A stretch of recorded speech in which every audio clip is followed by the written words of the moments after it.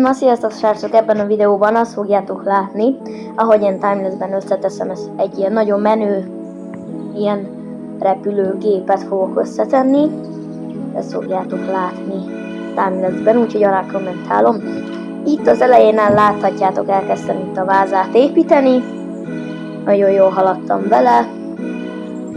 Szépen épült. Láthatjátok itt, hogy épült, ahogy csak tudok, lapozgattam. Itt ugye még csak az első csomag volt kibontva, és vele együtt az összes többi dolog. Látjátok, itt nagyon el voltam, hogy össze-vissza lapozgatom, hogy mit kell csinálni, néhány helyen pihengettem, és egy kicsit elfáradtam. Ugye, ezt hogyha láthatjátok, hogy néhány helyen forgatom is.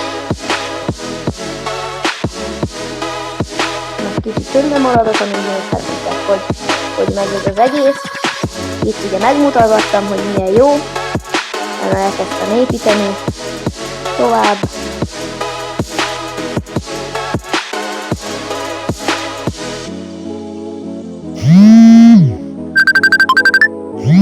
Már ott tartottam, hogy összeraktam a figurát. Feladtam neki a kardot, nagyon nehezen, mert nem nagyon fért a kezébe.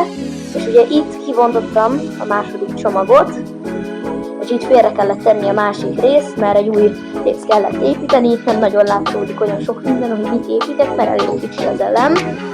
És ugye ez egy time-lapse, úgyhogy elég gyorsan végigment az egész, én most csak alá kommentálom itt a vágóprogramban. Láthatjátok, nagyon haladtam ezzel a kis résszel is. A valóságban sokkal lassabb volt, azért mutatom time-lapse-ben, hogy ne újjátok meg. Igen, elég gyorsan történtek a dolgok. Itt már egy újabb részt kellett összeraknom, ha jól tudom, ez ugyanazt másodjára is meg kellett ismételnem. Ugye timeless videók hangtalanok, úgyhogy amúgy is tudnák rá hangot csinálni, de itt, jól látom, már a szárnyakat kezdtem el építeni. Igen, ez már itt a szárnyak. Ugye ez lesz majd ott a végén, ugye láthatjátok, most már itt fel is szereltem. Ott vannak rajta a szárnyak. Már egész jól áll ez az egész hajó, itt már a vége felé volt. Ja, szóval itt már nagyon-nagyon el voltam. Pihengettem, és már fáradt a hátam ettől a sok térdeléstől. Építgettem. Külön dolgokat, amiket kért, megnézegettem, hogy állok egyelőre.